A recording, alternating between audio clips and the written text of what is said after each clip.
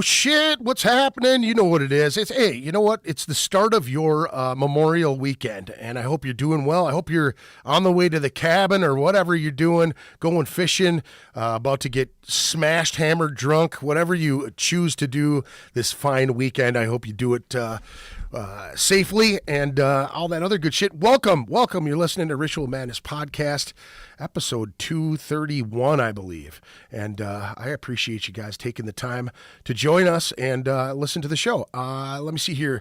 As always, check out Anti-Broadcasting Incorporated Custom Screen Printing, my favorite place to get my screen printing done.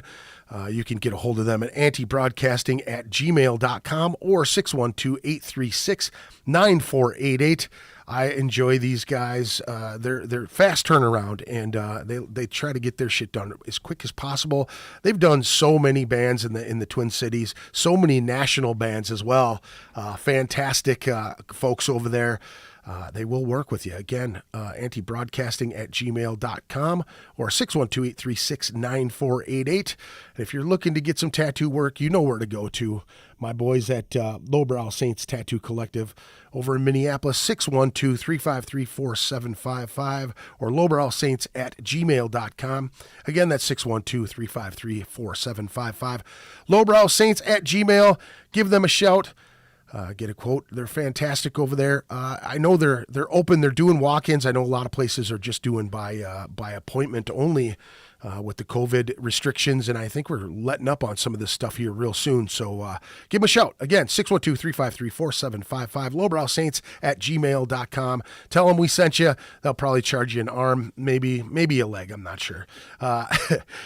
This Saturday, or not this Saturday, but Saturday, June 19th, 2021, the 10th annual Louis Bailey Memorial Poker Run, a benefit for Tanner Young. It is going to be a fantastic cause. This poker run is a yearly deal. These guys, they pick a family that are suffering from cancer, going through the treatments or something like that, and they try to raise some funds for them to keep things going. You know what I mean? Bills just stack up when this stuff happens, and it was kind of them to do this for our friend Tanner Young.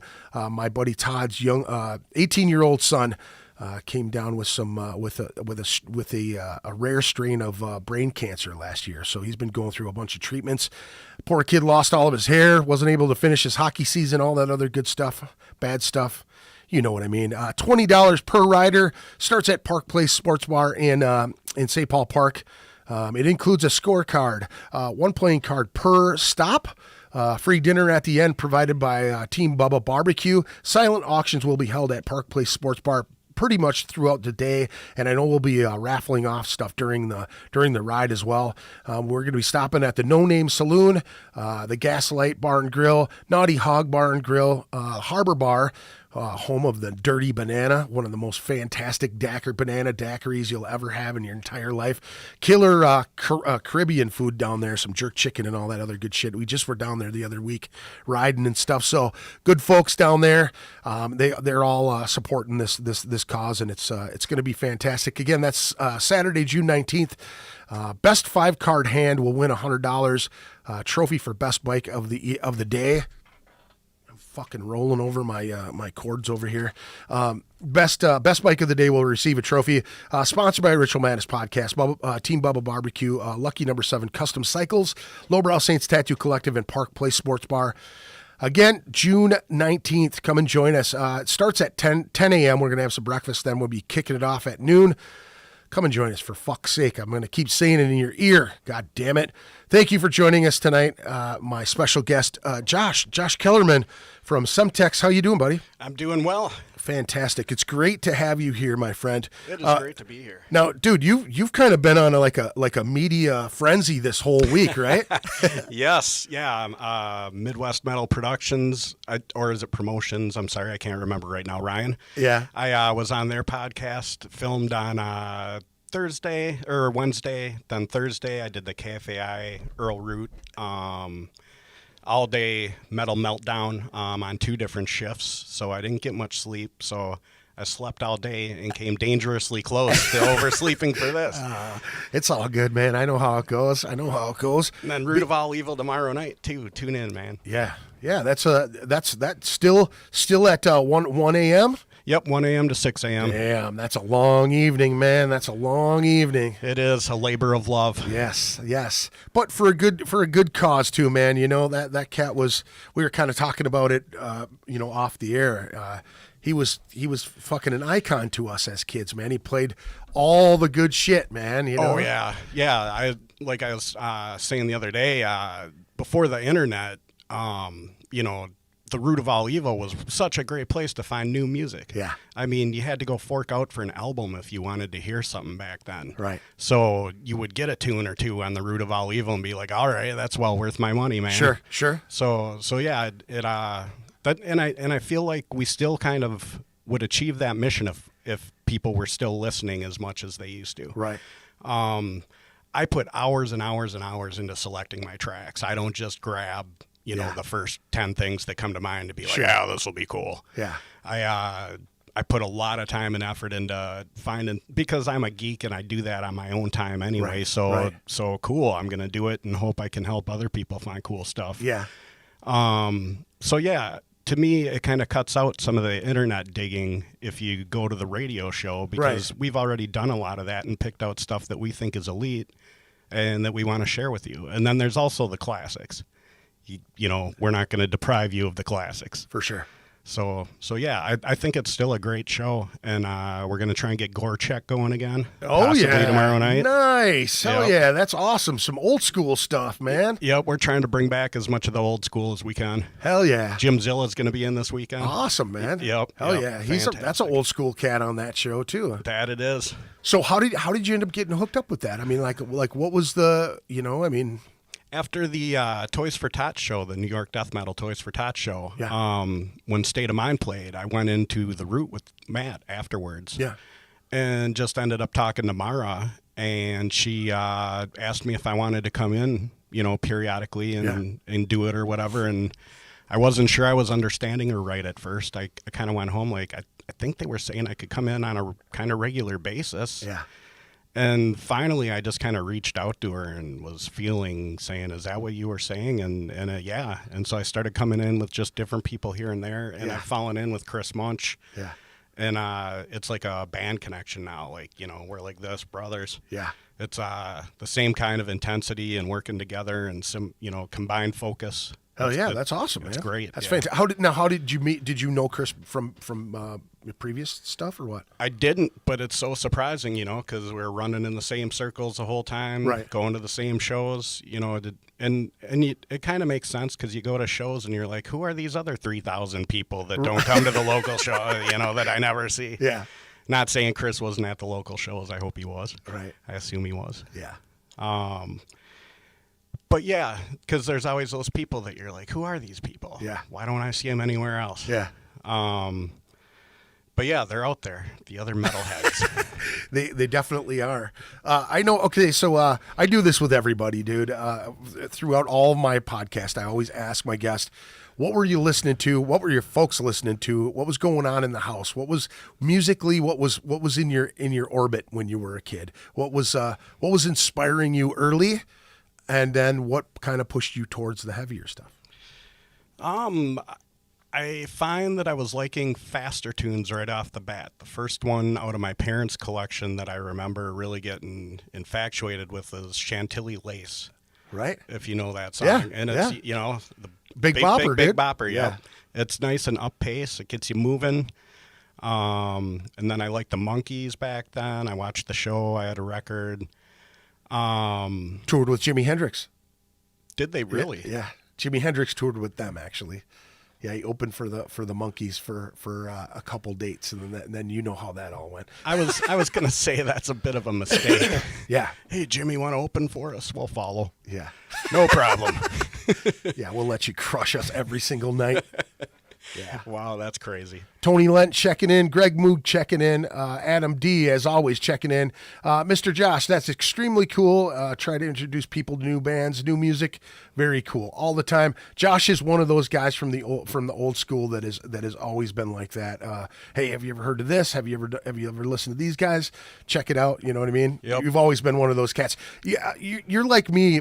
back in the day, when you found something cool, you wanted to give it to somebody else and have them pass it on, and then run into those guys at the shows. Very much. Yep.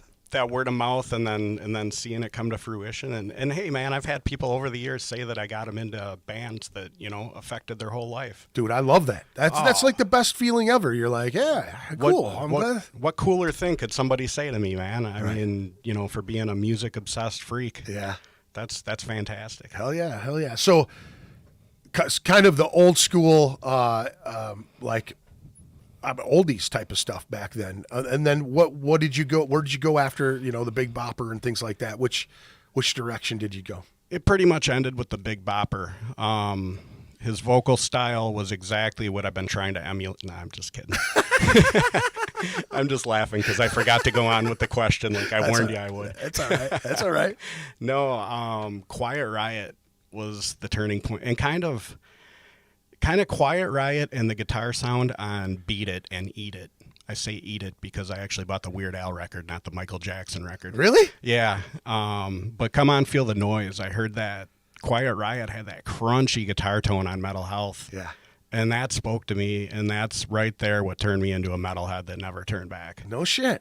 Always a Quiet Riot, huh? Yep, always a quest for the heavier tone. Yeah. Those 83, 84 albums, like the first Wasp album and Shout at the Devil and everything, the bands were getting Out of the Cellar, really heavy guitar tones for that hard rock stuff, and it really gave it a punch. I love that stuff. All those bands I loved. Everyone you just named, I totally loved. Quiet Riot was one of the... When I heard Slick Black Cadillac on that album, I was like, what the fuck is this? I loved it, man. I thought it was fantastic. That was And you remember the old wrestling, the fucking Missing Link would come out to bang your head. He'd fucking grab that tuft of hair and fly off the fucking ring. Rob Carlson tried to FaceTime us, but we're in the middle of the show and he's probably watching. Hi, Cannibal Rob. Hi, Bobby Icon. Yeah, even icons can't pull that one off. Let me see here. We got. Let me see here. Tony Lentz said the only dude I've ever seen wear a crucified shirt. Cool. And then he says, let me see here. Aaron Lehman Timon says, Kellerman. And then Dennis Curran says, what's happening too? Much love. Macaroni Tony says, what's up, Josh? Hey, Macaroni. So been a long time. So what after those looking for the heavier tone and going into what were some of the punk bands, thrash bands? I know you kind of danced around all of that stuff. And were you ever really a huge death metal guy like right away? Sorta. Let's see. Let's go through the thrash, and then we'll get to that. I was kind of perturbed by death metal at first because it was kind of killing thrash. Yeah, me too. But yeah, I got into thrash from KFAI. Yeah. And that's part of why I'm so honored and privileged to be a part of it now. Yeah. It was the middle of the night.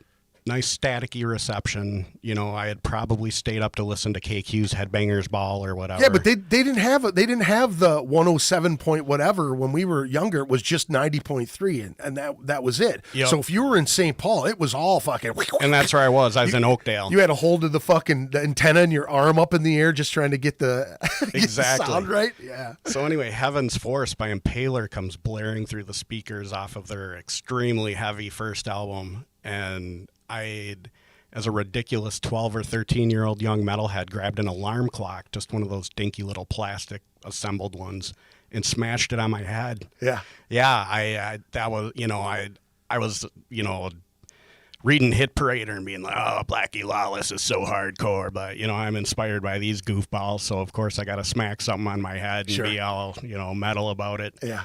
But then I started tuning in every week, and I heard everybody. Yeah. That's where I heard Slayer, and then that's how I got introduced to the local bands. Power Mad came in, and Impaler was in there. It opened up a whole new world to me that is still my world. Yeah. Yep.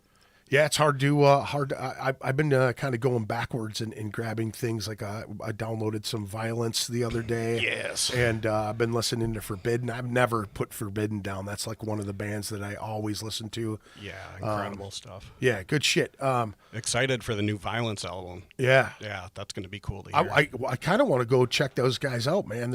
I think they're doing that full Terror Assault thing. They're on that, huh? Yeah, I think so. That would be killer. I'm pretty sure they are. I could have swore that I saw them on there. See, I'll take a look. But yeah, with the root, man, it was like what you were saying when you heard something, you tried to remember what it was, you know. Yep. And I would always go, "What the fuck was that, man?" You know what I Yep. mean? Because we would all be partying at that time too, and we turn it on, gore check, you know, and do all that shit. Yep. And it was like hard to remember any of that. And you didn't have a phone, you could just pull and take a note of what band it was at that particular time. No. With Earl too, man. Anytime. He's the first person I ever heard Ex Hoarder from. Yep. He's like Slaughter at the Vatican. He played that. Him and Jim Odegaard played it at their old party house that they had. Killer. So it was like That's one you don't forget when you hear it. yeah, right. And seeing them guys in the Ex Hoarder in 7th Street Entry too was fucking just amazing. Jealous there. I miss that. Yeah, it's good stuff. So I mean, I'm totally with you there. I mean, Earl Root really is the reason why I even started my podcast. You know what I mean? Because there was so much going on down there with Honerbrink and with the guy, with Mara and everything going on there. Yeah. It was so chaotic at that time. Yep. I even asked Tim Honerbrink about that too, man. I wanted him to be one of my first guests on here because he had did our sound before and he was, like Earl's right-hand man for so many years, man. And I wanted him to give me my blessing to be able to give me his blessing to be able to do this type of shit, what I mean? Because they were really the only game in town that was worth a shit. I mean, well, the metal shop was cool when Nick Davis was running it. Yep. And he played a lot of cool shit. But Earl just had those deep dives and stuff that you just never, ever heard of, Oh, yeah. Earl was a purveyor of the underground. Yeah, and for sure. Would dig up the goods. Yep. And then, going to see him down at the Root Cellar, him and AJ would, it was like Decker in Nightfall too, you know what I mean? If he knew what you liked, he would find something and hand it to you and go, you have to check this out. Like Baphomet was one of them death metal bands that Decker handed me the CD and they're like, take that, you're going to like that. And I'm like, what the fuck is this? And put it in. I was like, yes, this shit is amazing. That's Decker and Root were definitely the pillars, man. And it's kind of funny because it's like the angel on one shoulder, demon on the other shoulder. Yeah. Not fully. Well, you know what? You know what I'm saying. With Earl too, man, I never was on. I think maybe once or twice Earl and I would have we had not really a problem, disagreement. You know what I'm saying? Okay. I think there was some sort of booking thing that happened, and we were kind of going back and forth with each other one or two times. It and that was it happens. But with Earl, man, he was always cool, always happy, always like, you know what I mean? Like with Decker, all right, fuck you, you asshole, get out of here, you know what I mean? Like he would boot you out of his show and then let you back in 5 minutes later. You know what I'm saying? So it was always up and down with that. With Earl, it was he was more of a stable. Yeah, little more even keeled than Mr. Decker. Not as smashed as Decker would be at times. You know what I'm saying? And I don't remember ever seeing Earl take a dump. I'm pretty sure I didn't. So. On stage or pulled a tampon out of his ass. Yeah. James Schmidt says, "Yay, Kellerman," or "Yeah, Kellerman," one of the two. Dante Zook says, "Vomit," and then let me see here. Lots of friends checking in. Yeah, Thank you, checking man. in. Yeah, appreciate it very much for checking in. 6 folks in on the Facebook Live right now, and I can't see right now with the YouTube, but I'm sure there's people checking it out. We appreciate you joining us. We're just getting going here. So with the heavier stuff and getting into it, what did you play any instruments before you started doing the vocal thing, or were you just right into the vocals? I was right into the vocals. Me and my buddy Brian Holtzkamp had decided we were going to join a band or make a band, and we were trying to pick what we were going to do, and he had decided he was going to be a guitar player. We were at a stupid, generic bookstore at a strip mall and looking through Cream Metal or something, and for some reason I remember it was a picture of Stephen Piercy, and I decided I was going to be a singer. He's no influence to me whatsoever. Like Kevin Dubrow probably is. Stephen Piercy's not. Yeah. But I was like, yeah, I'm going to be the singer. And I kind of went for it. And the singer is always what stood out to me the most in a band anyway. Yeah. It actually gives me problems hearing the music in time because I listen to the vocals so much in the forefront. Yeah. I decided I was going to be the singer. When I got a year or two older, I started singing along with Paul Baloff. Yeah. And that shredded my vocal cords. Yeah.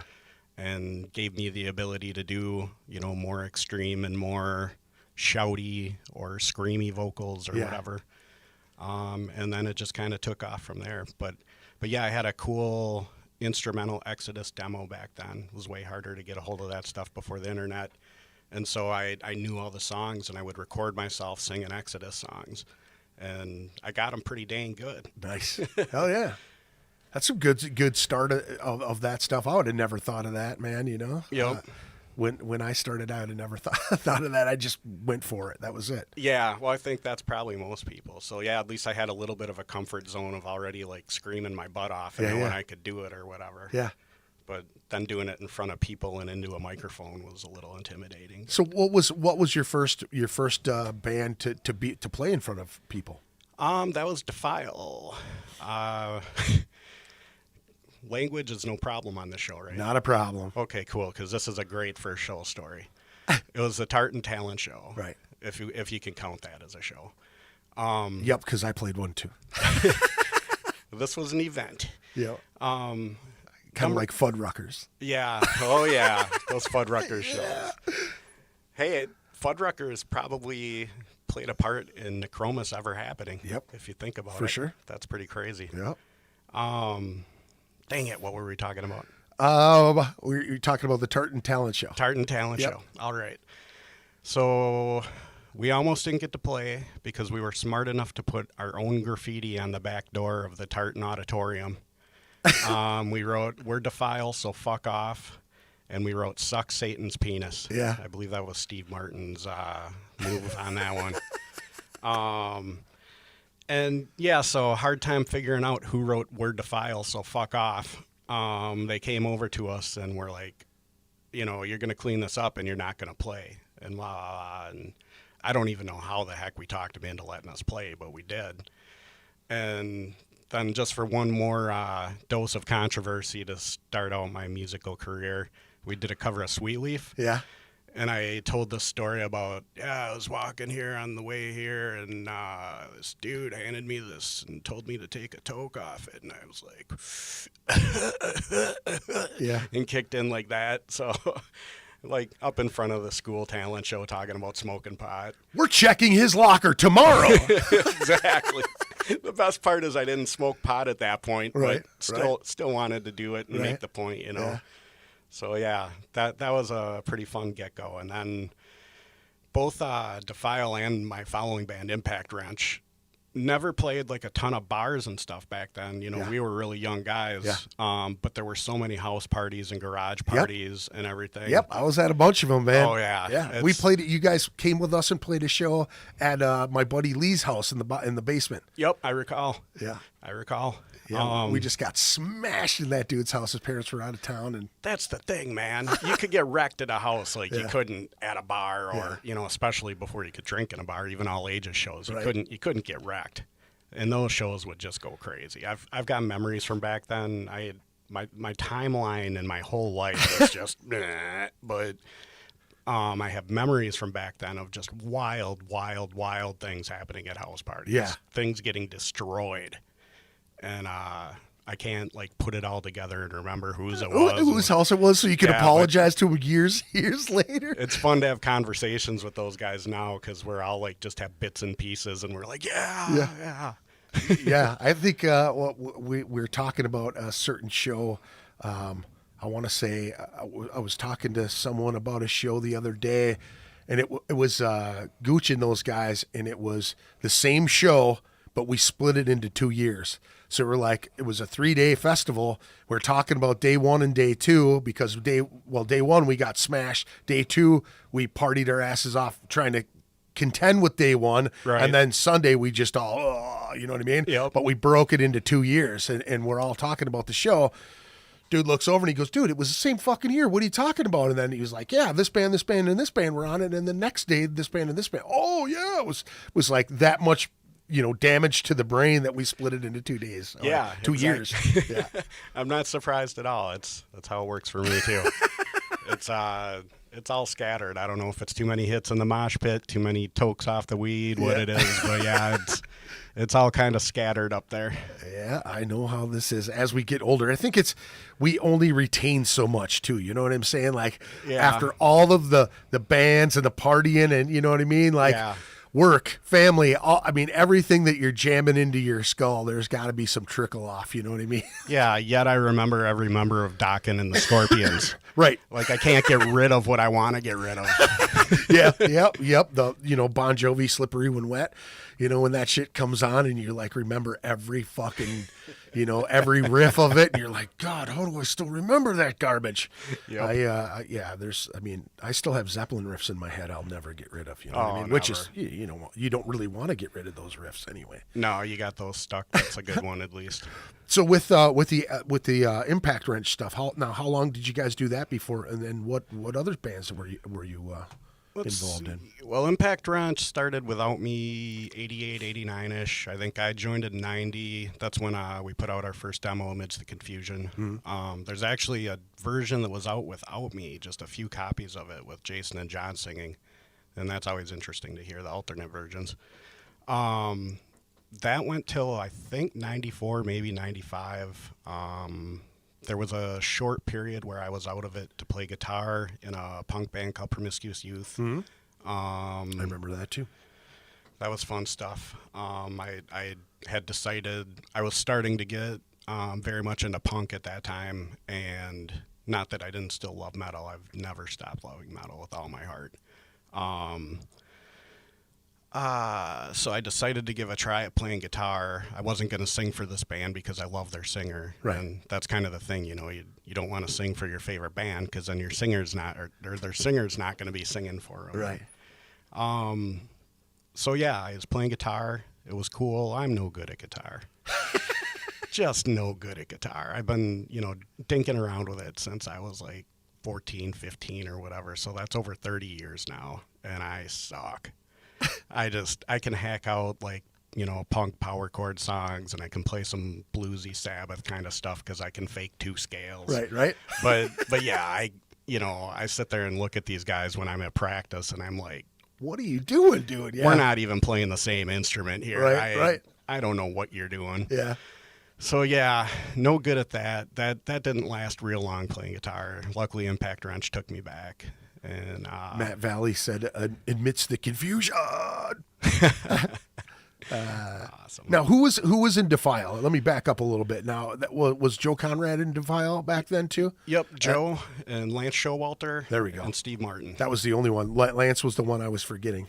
I knew Steve was there. Actually, good old Nate Fighter was shortly in the band at the beginning. Yeah. But didn't end up keeping on for very long with it. I just seen him on Facebook not too long ago. Just kind of stumbled across his. Yep, me too. He pops up every so often. Yeah. A buddy of mine used to be friends with his cousin Shane, I think it was. Shane Rogers. Yeah, yep, Shane, I know Shane. He's a good dude, skater guy back in the day. Yep, back in the day. I skated with him a few times. Cool. in Cottage Grove too. Nice. That's kind of crazy. But that's how I met Nate Fighter. I didn't know any of those cats until I met Nate, and then seen him in the scene like years later.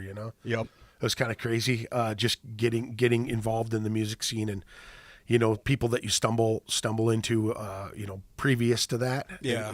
Oh, hey, you're into that music too? Oh, sweet, and then exactly. You stay friends through all of the years, run into each other. He moved away for a long time, Nate. Yep. And then came back. Yep, he's been back and forth a few times. I've kind of lost track. Yeah. Nate was on Judge Judy. Really? Yep, there's a fact. Something about a guitar amp and an ex-girlfriend. I haven't seen it. No shit, huh? I don't know the the whole synopsis of the episode, but I got excited to hear he was on there. He would be like the 10th person that I know who's been on one of those fucking shows. Oh, wow. Yeah. A cat that I know from Oregon or Washington was on that show. My buddy Scott was on that show. Nate Fighter. God, I know there's a bunch more too that I just can't even think of right off the top of my head. That's so funny. That would be so surreal to be on one of those. Yeah. I've got an ex that was on Ricky Lake back in the day too. Nothing to do with me, of course. That's funny. Yeah. Nobody ever speaks of me after the relationship's done. Means you're doing a good job, man. That's right. You're doing a good job pissing them off. So now speaking of the old school, man, I've said on the podcast a whole bunch of times, the way we used to find music is so much different than it is now. You know what I mean? Like, yeah. There were actual record stores that had, racks and racks and racks of cassette tapes. Then it was, records and cassettes, and then it, moved to CDs and all of that stuff. And there was such a transition to all of those things. You know what I mean? Like, you could get cassettes and records forever, and then records started to taper off, and you're getting CDs and cassettes and things like that. But I remember back in the day, like you as well, with the Root of All Evil. But there were times where you would just go on the hunt, and you would find something that was either on one record label that you really liked. Say Metallica was on Combat or whatever. You know what I mean? And yep. There's so many different record labels and so many different bands that you just had never heard of, but you like the artwork or the name or something like that. Was that a mainstay for you as well? Like very much. You see a killer cover and you needed to have it. Yeah. One of the other techniques is scouring the thanks list of bands. Yeah. Because you're like, okay, who the heck is this? I'm going to check them out if I see something. And then you see an album come out and you grab it. Yeah. But yeah, I'm a sucker for artwork. Like, I'll be at the grocery store analyzing the labels of the green beans. I'll be like, all right, here's the better marketing. This is awesome, man. Yeah. Look at the muscles on this green bean guy. That's fantastic, dude. Look at the swoopy R on that one. That's really cool. And wouldn't it be fucking hilarious if you started to see death metal logos on vegetables and things like that? Oh, it'll probably happen. What exactly is this? Look, those fucking lima beans, dude. That's a pile of sticks saying lima beans. You know what I mean? Like, yeah. Get into those fonts like blood incantation. Yep. Like, yeah, squiggly lines. Hell yeah, squiggles. Let me see here. Now, what were some of your favorite local bands back in the day? What were some that really stuck out to you that kind of pushed you into playing, being part of this whole scene? Like molding your style. I know we all listen to the national stuff, but there were bands around here that we've been surrounded by talented motherfuckers our entire time of this being in this music scene. We have the scene when I founded on KFAI, that was about 85, 86-ish, was incredible. Yeah. And all from the forefront of Impaler, of course. Yep. First demo in 83, Rise of the Mutants came out in 85, on Combat Records. I mean, talk about hometown heroes. Yeah. They have paved the way, and, rightly so that they received that Lifetime Achievement Award and everything at the Metis. Yep. That was very cool. They're very deserving. But there was also Power Mad and Vile and Death Squad and Iron Fist.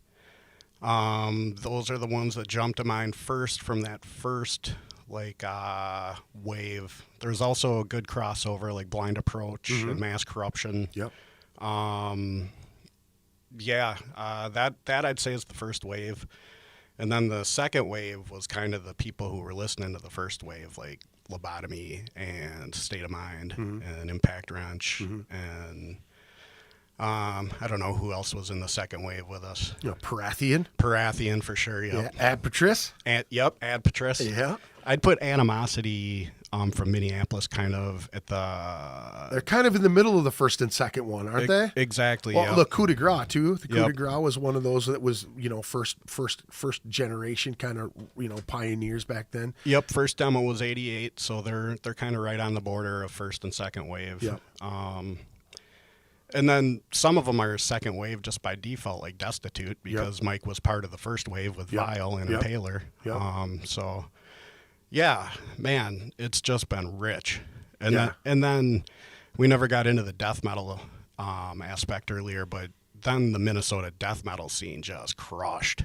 Yeah. And I mean, I'm sitting here with the godfather of it right now, man. Shit. That Sean Jensen would be that guy for me. Well, him and Free Tag. I did see, I saw Neurotoxin and Shredfit. Yeah. But as far as like making a real impact and like being a band that stuck around for a while and stuff, man, all the credit in the world to you guys. Thanks, man. Necromus. Necromus was I don't know. Like I said, we're super fortunate, and I think Don really pushed us forward with that whole thing. He really believed in us, and with the lobotomy thing, and then it kind of falls back on everybody that we talked about already. You know what I mean? It was like we when we were getting into it, it was the DRI and the Slayer and the Metallica and Megadeth and all the thrash bands, Gothic Slam and Loz Rocket and all those bands and Sacred Reich and Lobotomy was kind of in that school, it was kind of like a weird punk rock metal kind of thing for me. It was anyway. I had no clue what I was doing there. The stuff was so catchy and had such a good moshy groove to it, man. Moneybager. Oh Christ! Ask before my money. Oh Jesus! Don't Brian! Don't get on here, Brian Owens, you rotten bastard. But and then with Don giving us our very first show at the Varsity, playing in front of.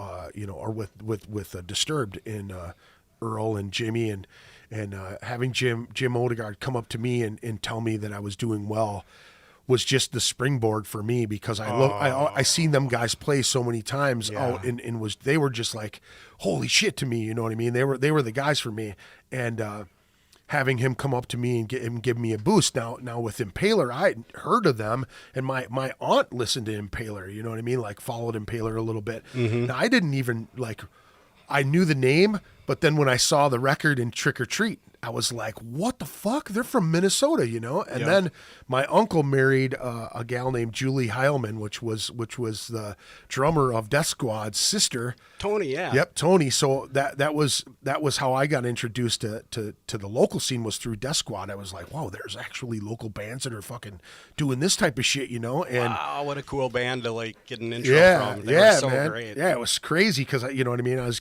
getting their cassette tapes, just handed to me, and so with I really credit Jim Odegaard for pushing me forward, making the monster pretty much, you know what I mean? Because if he wouldn't have given me the push, I don't know if I would have been able to continue to. I mean, I had the bug. I really enjoyed, playing live and shit, and it was fun.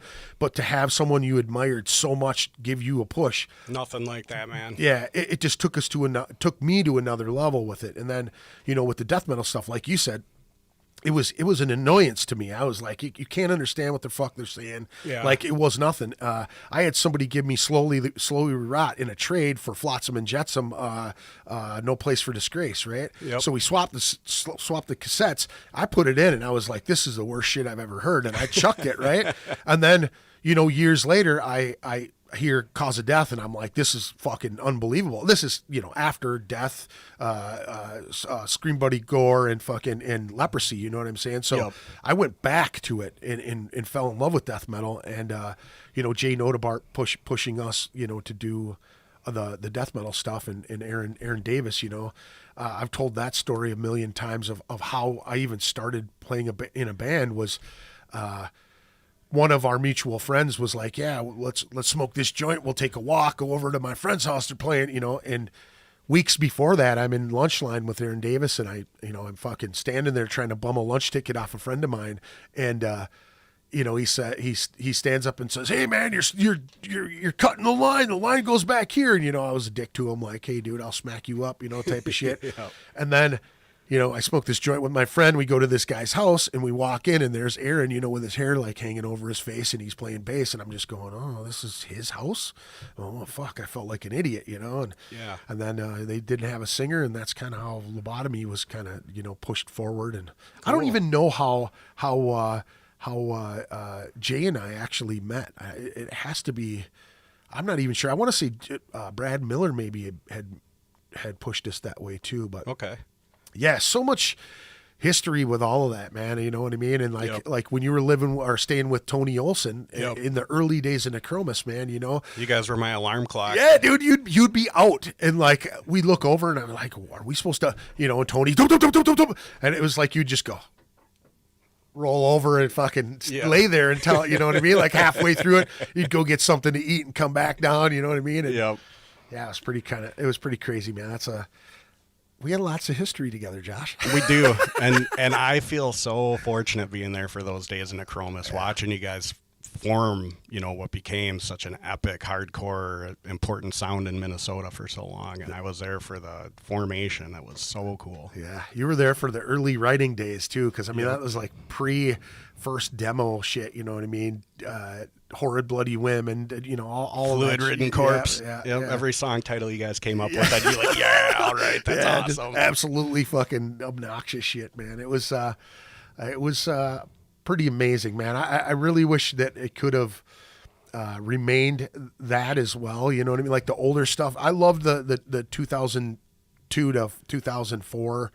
Or 2001, I think it was, to that incarnation of Necromus was amazing because we got Dan back, and Dan was, you know, he was one of the main reasons why I wanted to jam. You jammed with Dan. He was amazing. He's always been amazing. I would tell him that all the time, like, dude, you are jaw on the floor, amazing.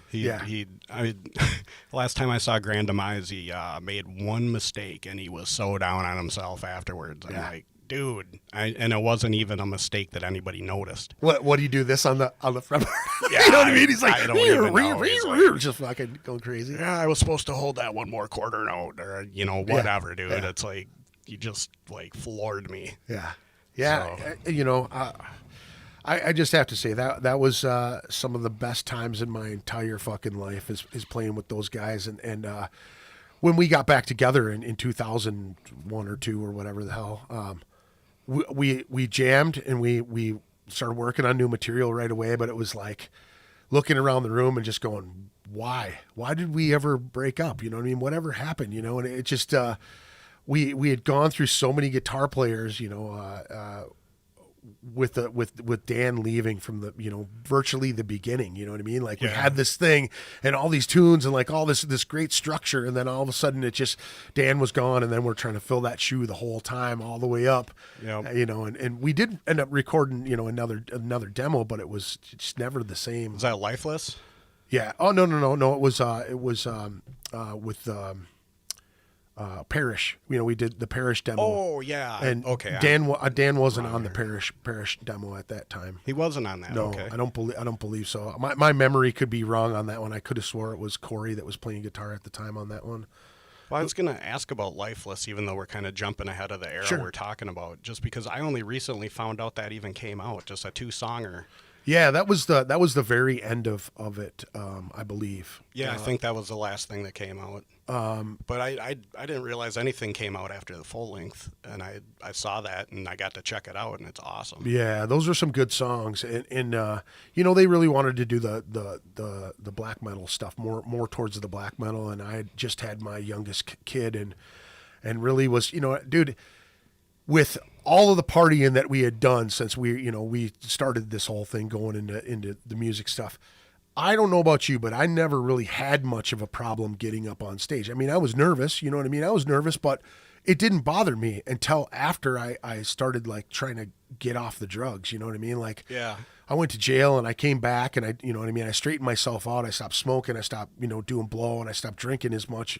And, it started fuck with me, you know what I mean? Like I really started to get anxiety a lot, you know what I mean? And like even coming to practice, it was really, really hard. And it was, you know, it was a lot to do with my family at the time. I was getting out of jail. I was trying to like focus myself to make sure, because I never had a job, dude. You know what I mean? Like I was playing rock and roll and, you know, selling weed, you know what I mean? Or whatever I could to just do what I wanted to do, you know what I mean? Right. And that lasted till my 30s, you know what I'm saying? So I had a hell of a run. Yeah, I had jobs in between there, but it was never anything where I was like, you know, I got buddies who would drink their ass off all night, go to sleep, wake up, go to work, do it over and over and over and over again, right? I can't do that. I could never fucking do that. So it was like, you know, I'd have a job for a couple months and then I'd be like, fuck this, I'm going to party, you know, and play some more shows. And, you know, so when I finally successfully got off all the drugs and shit, I started to like get my head in this space where I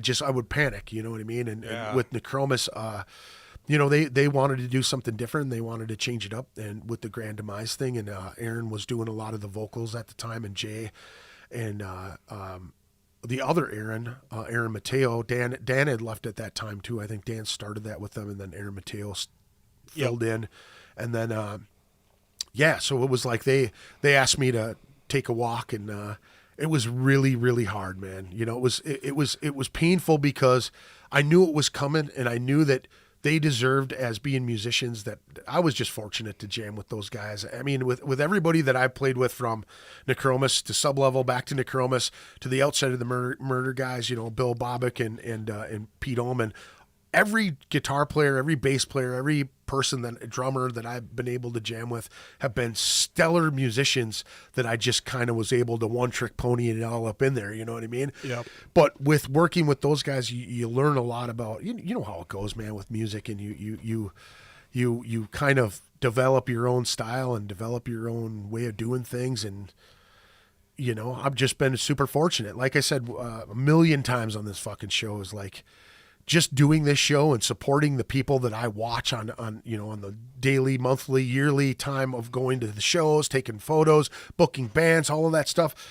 All of that is really, you know, a labor of love, man. You know what I mean? You're not really making money off of playing metal. You know what I mean? No, sadly. Unless you're a cover band that's really good, you know, and that's Wally Borgen Deluxe, you know what I mean? That cat and John Magnuson, and, you know, those dudes made it work. You know what I mean? Those guys went from Avalanche was a fantastic thrash band that did really well and drew a lot of people, and then they just niched it out with their, you know, their selection of cover bands that they do, and they make lots of money doing it. And they kill it. Fucking crush it, you know? Yeah, and, you know, I'll go see Wally do anybody's solos. Yeah. Yeah, he's killer, man. He's always been killer, man. And John. Yeah. Oof. Hell yeah. So now back in the day, now what were some of your, I guess, what did you want to do with music when you were younger, man? What were your aspirations as a young man getting into the heavy metals? Starting with the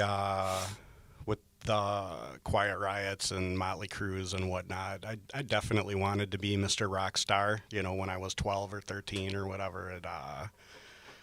You know, I started going to the arena concerts. My first one was Quiet Riot and Whitesnake on Quiet Riot's Conditional Critical Tour. Yeah. Slided in for Whitesnake, which absolutely killed. Yeah. Three-fifths of the Deep Purple lineup in there. Yeah.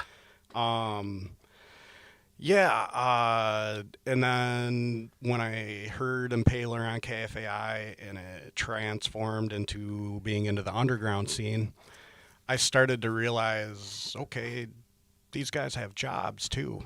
Like, not every band I'm listening to is, you know, making money like the people I used to read about. Right. And, you know, you just came to rationalize that, okay, this is out of love and this is the passion of your soul. It's not, you're not doing it for the chicks and the fame and the ego or whatever. You're doing it because you feel it and because you got to get it out. Yeah.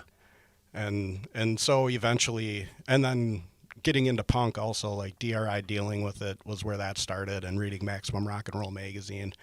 You start reading lyrics and philosophies about, you know, things that make you understand why these kind of bands aren't going to make a bunch of money, because they're saying things that aren't going to be popular in the mainstream. Right. And ideas that are mostly suppressed by society. Right. So yeah, I came to a pretty early realization that I wasn't choosing the kind of music that was going to make me rich and famous. Yeah. But here I am anyway, throwing cash away. Yeah. Yeah, man. That's definitely just Josh and by the way. I think you know, with music, man, like you said, the realization or the ability to use it as a therapy. Right. You know what I'm saying? Like, I didn't really realize how much the aggression that I had already had by getting, you know, and fighting or getting in the mosh pit or anything like that. Like, I started to come to the realization, like, if I get fucked up, I can't play on stage. You know what I mean? If I keep fighting and doing all this shit, like I'm not going to be able to do what I want to do, you know? And then like being able to, like, I broke my jaw and then had to go and play in Iowa with a broken jaw and had my mouth wired shut. And I'm, you know, like trying to say, you know, with my fucking, you know, my mouth barely open and shit. So it didn't end up being like Tony Iommi with the finger where you discovered a new way of singing. That I wish it would have, but no, you know, I just, that the whole therapy aspect of playing music was one of those things that really dawned on me, like, holy shit, this is something that, you know, you write down all the stuff that you're feeling, you know what I mean? Again, you know, you're listening to the premise of people's songs and you're going, oh, I see what they're saying here. Like now the fucking, you know, the name of the song makes sense, you know? Exactly. You know, like Sacred Reich was one of those bands for me, you know, with Surf Nicaragua and things like that. Where, definitely. Yep. Getting into world issues. Yeah. And, you know, Nuclear Assault and things like that. Gothic Slam was another one too. That was like, yep. Who Died and Made You God. Yep. I love that song, man. Yeah, that whole album was killer. I totally feel you on that shit, man. It's let's see, Andrea Mitchell says, hey guys, Andrea Mitchell says, miss Ryan's Corner, don't we all? Joe Shaw says, love me some Semtex. Sorry I missed you guys the other week. I heard you came to Sioux Falls for a local show. Let me see here. Who else said what here? I just cut them all down. We got Hefe and Adam D still in there. Mr. Josh, how do you feel about other genres of music? We know your line, thrash, death metal, but what about hardcore, metalcore, new metalcore? Yes, this is a genre. And Dennis Curran. Dennis Curran says Kellerman. Oh, we make that joke all the time. The Curran brothers. Yeah. Thank you, my friend. Coming good. It fits them so well. Yeah. Let's see. Yeah, I do love thrash and death metal, but what about hardcore? Hardcore, talking about punk, it's hardcore punk is the number. I love pop punk. Well, I shouldn't say I love pop punk. I like 5 pop punk bands, and I really like them. Yeah. Like the Descendants and Screeching Weasel. I mean, great bands. But I mostly like hardcore punk. Curran.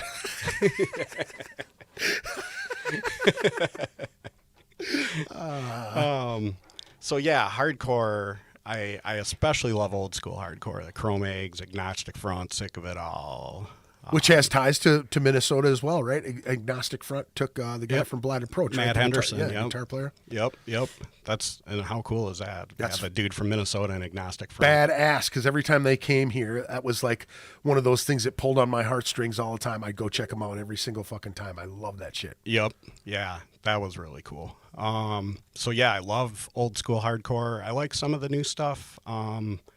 Nobody that I listen to on a super regular basis. I did just listen to the new Terror album, and I thought that was really good, which a lot of their fans seem to be bagging on them. So I don't know. That happens with me, where unpopular album will be my favorite. Like Dissection, Rain Chaos. I like that way better than the older ones, and nobody else does. Opeth. Blackwater Park, and what was the other one? But Damnation was the slow one. Yep. That just caught me like that. I was like, damn, I love this band. You know? Yeah, that was a cool. Some of the newer, goddamn Mastodons too. Yep. Where people are like, I don't like that shit. You know, I loved it. I thought it was great. I thought they just pushed, you know, just to that right edge, you know what I mean? Where it's still poppy, it's still radio friendly. Well, now it's radio friendly, but you know. But it's interesting. Yeah. Yep. I've always loved it. Yep. There's so many fucking bands that fall in that category for me, where we were just talking about that couple podcasts ago, where it was last podcast with Tony. We were talking about bands that everybody really loves, and then they want to turn you on to it, and you're like, nah, I'm not going to listen to it because, you know, your expectations of it is really high, and then you put it in. That's how Ghost was for me. Yeah. Like I had this huge expectations of this stuff, and I heard that singer, like you said, you asked me about his death metal stuff. Never heard of any of his older stuff, but I was like, okay, I want to check this out. And then I never did, and then got to see him with Iron Maiden, and I was just kind of like, eh. Yeah. And then Brad ruined it for me. This guy talks like Count Chocula. And that fucked me up for the whole show. It's like, man. Oh, that's so funny. Now, with playing, Hey, go ahead. Just 1 second. Yeah, go ahead. I want to follow up on this guy's question. I don't want to really list bands from every genre. I like a little bit from all of those genres, like nu metal and metalcore and stuff, but I'm pretty picky about it. But since he checked in earlier, man, let's give some props out to Black Flood Diesel. Yeah. Oh, man. I don't know if you'd call them nu metal or where you'd like exactly throw them, but Moog, man. Yeah. If this town has a should-be rock star, Yeah. Greg Moog. Hell yeah. He's good people, man. Good people. He is, and I love his singing. The details and the execution that he puts into it are just phenomenal. Yeah. So props out. I loved watching him grow, man. You know what I mean? Like, Yeah. Like coming here and joining the band, and you know he won a battle of the bands to do the X Fest too, and to see those guys and all of the cats that he played with as well, man. You know he's been super fortunate to jam with some really talented people, man. Yeah, you know? he's been surrounded by great players. Yeah. But I mean that all goes by you know putting yourself in the right situation, with those folks, and always rubbing elbows with folks, you know. And I mean, it's so crazy to think about all the history with guys like Greg Moog. You know what I mean? Like, Yep. you and I have seen generations of the music scene come and go and change, and different passing of the torches, and Greg is one of those standouts as well in our music scene that has been around for a long time. And you have the Chad Hanks and the Cameron Haycocks and American Head Charge and whatnot, but guys like Greg Moog have been a mainstay here for, a good long time, 15, 20 years now. And you think about it, and he leaves and comes back and leaves and comes back, or, stops playing for a little while and then comes back and does a reincarnation of Black Flood or to do a new project, you know what I mean? And it's always good to see him. I think Greg was maybe our second or third podcast here. Oh, yeah, cool. He's been on this way back in the fucking day. I haven't had him on in a long time. I've dug through all your archives. I probably listened to it, but I don't remember it. Yeah, he's good people, man. Greg Moog's awesome. That's awesome that Yes, he is. that you stopped. Now, I know you don't want to name all of the a bunch of bands, but what would you say in the nu metal and the nu metalcore type of stuff? Nu metal, for sure, Slipknot. Yeah. I enjoy Slipknot. Not everything, but my God, some of that stuff, I don't even like festivals that much, but you can just picture a whole festival going apeshit when they kick into these frickin' riffs with this.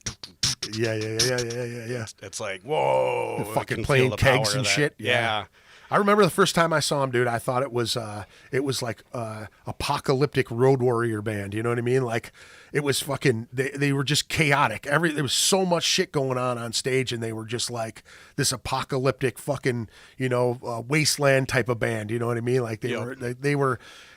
Like even Clockwork Orange type of, That's fucking, a great way to look at it. Yeah, that's how I thought, and not knowing that Paul Gray was in the band, that we and Joey and Mick and all those guys, we played in other bands. When Necromus would go down to Iowa, and we would play with Body Pit and Modafidius and all these bands that were pre-Slipknot. Yeah. So we play a show, and Tony Olson comes back and he hands me a piece of paper. It's a little strip, and it says Paul Gray, call me on it. And I'm like, what the fuck is this? And he goes, that's the bass player from Slipknot. Who the fuck is Slipknot? Oh yeah, you left before they played, blah, blah, blah, blah, blah. He's from Iowa. We played with, he played in Anal Blast. I'm like, what? What are you talking about? And he's like, yeah, the drummer from Modafidius is Joey, right? Joey Georgeson. I'm like, no fucking way. And we would always give Tony shit because they had a demo out right around the same time we released our first Necromus demo, right? And we went down there and we played. I think it was actually Parrish.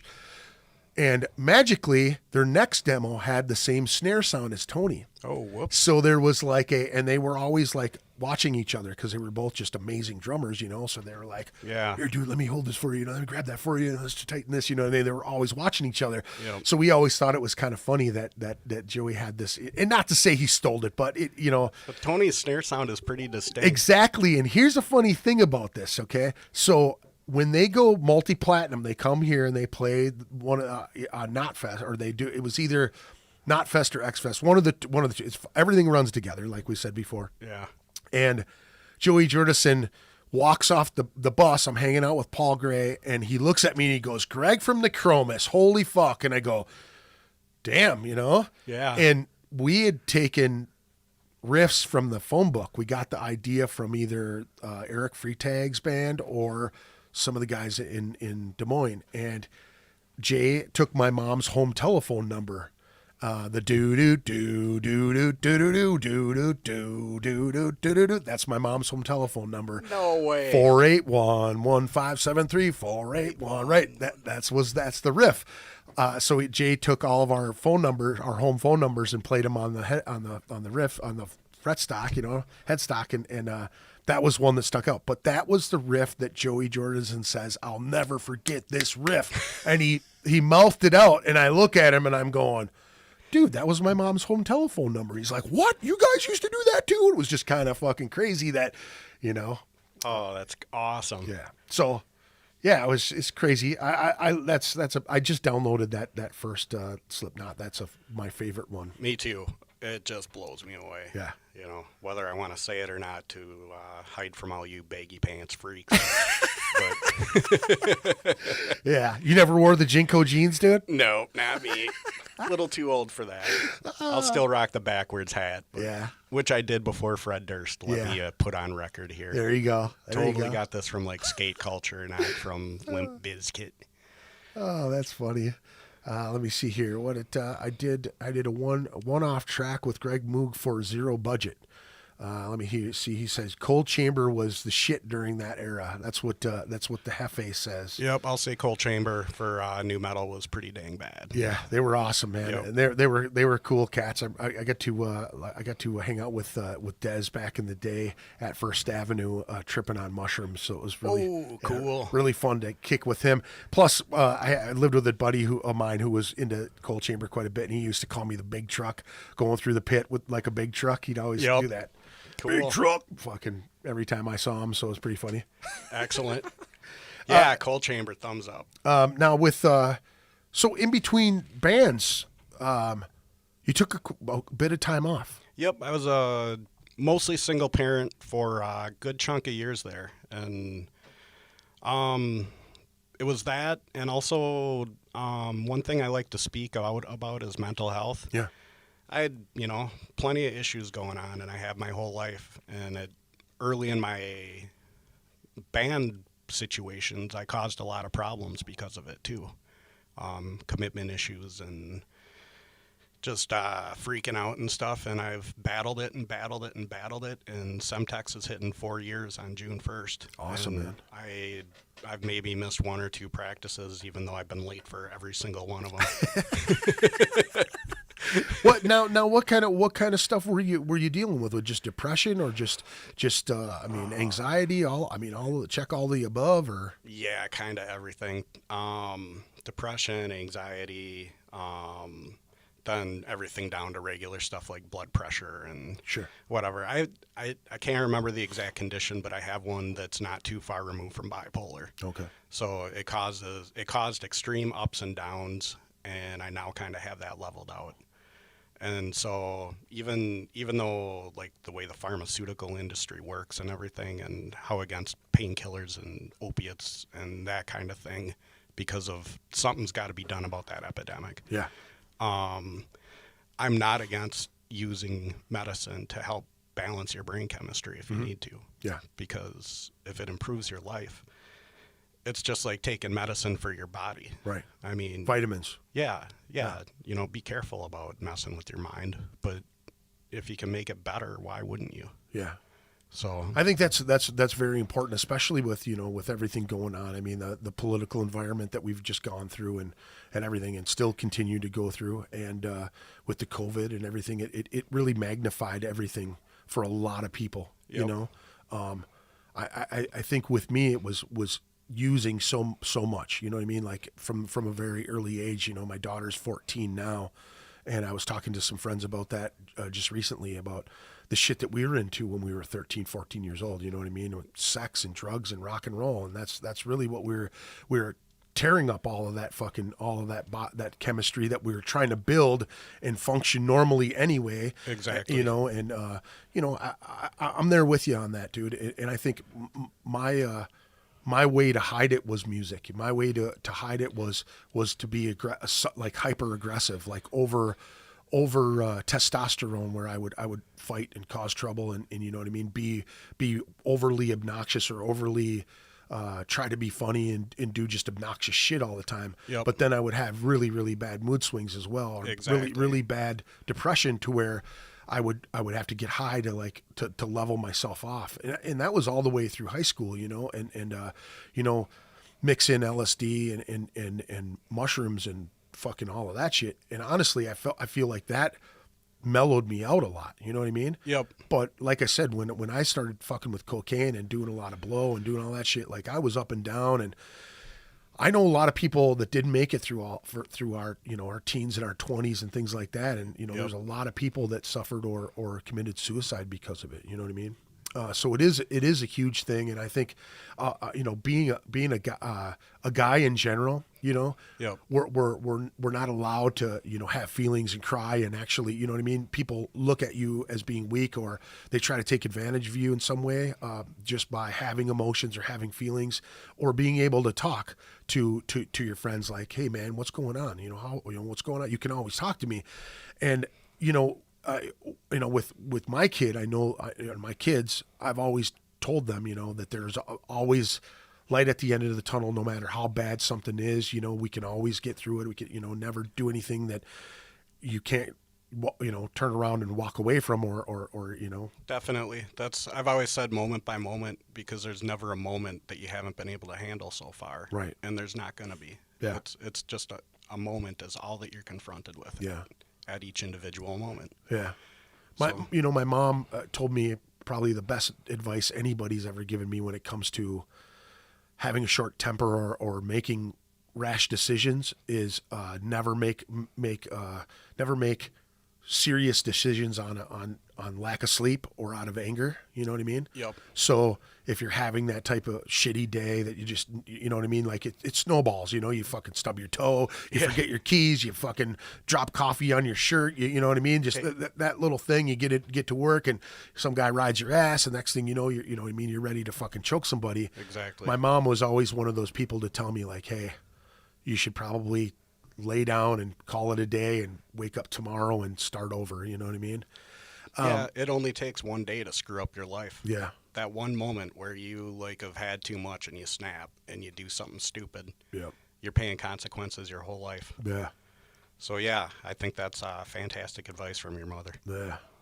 Yeah, you know, man, it's something that a lot of people ignore or try to brush over when it comes to mental health and Yep. taking care of yourself. And I think that it's really important for people to understand, like with me and, you know, obviously with you as well, you know, like we're two guys that are able to admit, you know, that we feel this way or have been to that point. You know what I'm saying? I want to be the best person I can be, and the only way to do that is to address your mental health as well as your physical health, which Right. Struggle for me as well. Yeah.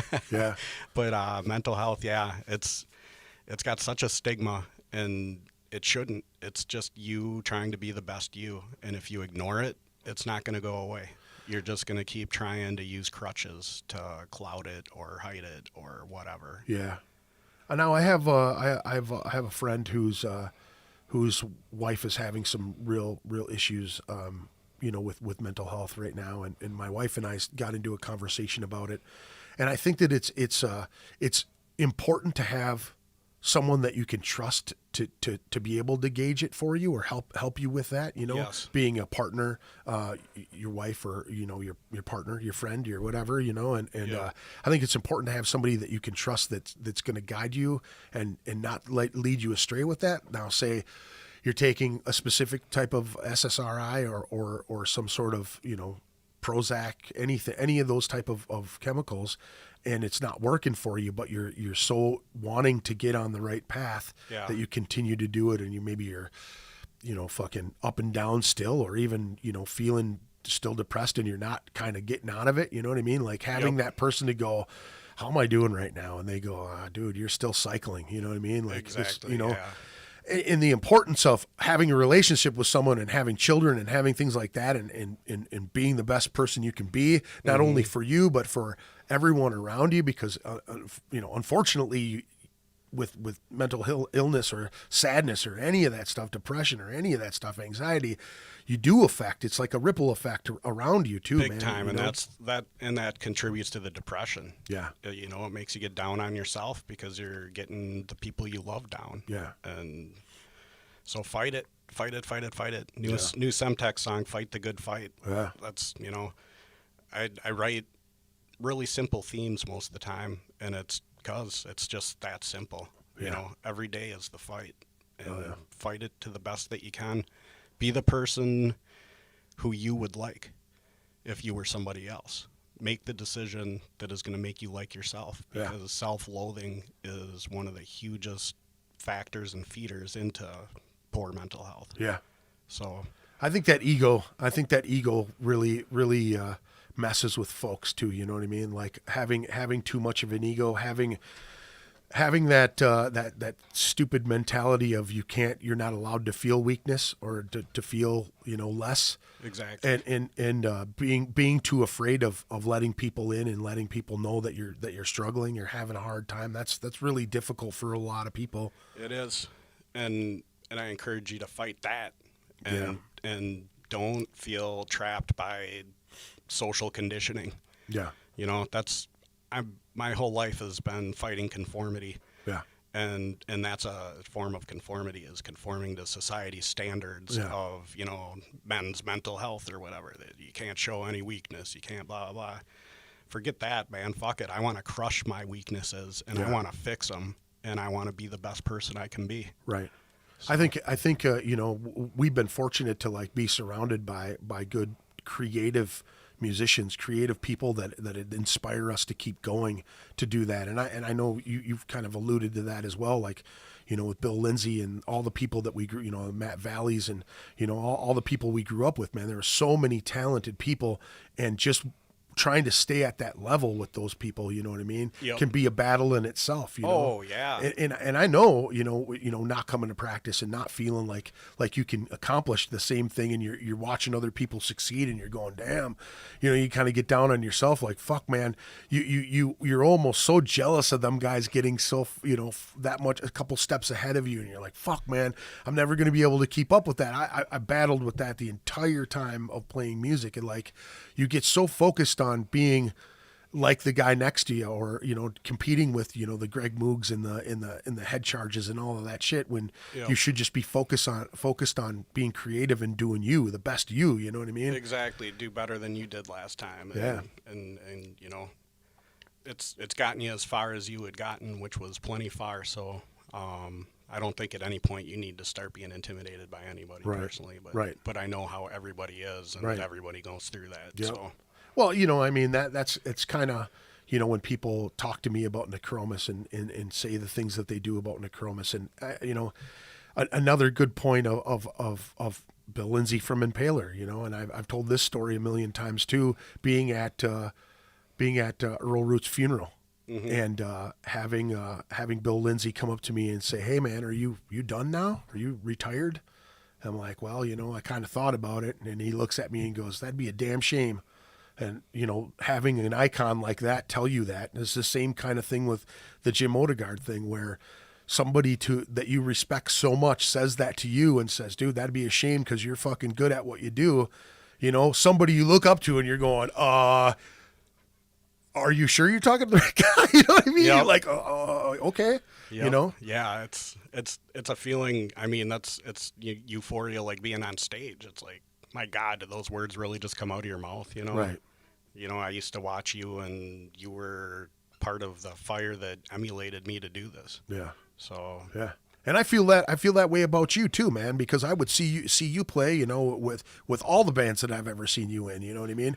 I always felt like you were always just fucking go, and that's I had to emulate that too. You were, you know, in the inner circle with us. You know what I mean? Yeah. You were there laying on the fucking bed next to us while we're playing this music, you know, Yep. and then playing shows together. You know, it was always like that. Lance Showalter and fucking Steve and all them guys and Joe and I mean all of them cats. Everybody who was playing before I was, you know, Yep. and getting involved, and then all of a sudden, you know, we're neck and neck out there just playing music and being creative. You know what I mean? Exactly. I've always thought there's always been a bunch of really great frontmen around here for different reasons, whether they're awesome singers or just super energetic or both or whatever they're, you know, sets them apart. And I think, you know, you have always made me want to step up my game as well as a lot of the other guys from our era. You know, it's like, okay, I certainly don't want to look lame after this. So, Yeah. you know, But that was our mentality back then, though. You know, if we opened for you guys or you opened for us, you guys always brought it. You know what I mean? So it was like, that's where I always got the mentality. Like, once you guys set the bar, I had to try to get either to there or higher. You know what I mean? The watermark was there, man. And it was like all of the old cats that we jammed with, man, all the bands that we played with back in the day, that was the camaraderie and, you know what I mean? Like, that was the competition. There wasn't a lot of bullshit talk when we were kids, man. No. It was like, get up there and make your shit count. That was it. You know what I mean? The way I've always thought about shows is kind of like when you go to a skateboard ramp and it's kind of like everybody taking their turn to show what they can do. Yeah. And it's like, okay, it's our turn to go on stage after we just watched these couple bands, you know, show what they're about. Yep. And now we're going to show what we're about. Yeah. And, you know, absolutely nothing about making the other bands look bad or whatever else. Yeah. We just want to make ourselves look good because we've been working hard at it. Yeah. Yeah, so I've always seen it as kind of that skateboarding analogy where it's people taking their turns to show their moves. I totally could see that. And then everybody's cheering you on, you know? Yeah. You're not hoping the dude wipes out and... I mean, it's always funny when the dude wipes out and gets the knee burger, but... Yeah. Let's see. Adam D says, Mr. Josh, when you are in a dark place in your mind, how do you pull yourself out of that spiral? Talking about mental health is a very, very important, very cool, dude. Hey, thank you. Meditation is probably number one. And the way that I like to look at meditation is there's a band Om that I like. It's a split off from the band Sleep. They have a song called Meditation is the Practice of Death. And so it's trying to empty your mind and see what comes into your head without any focused thought or even unfocused subconscious thought. Do your best to relax to a point to even block that out, but see what comes into your mind. And very interesting things do often. I will admit that I sometimes do it under the influence, but not always.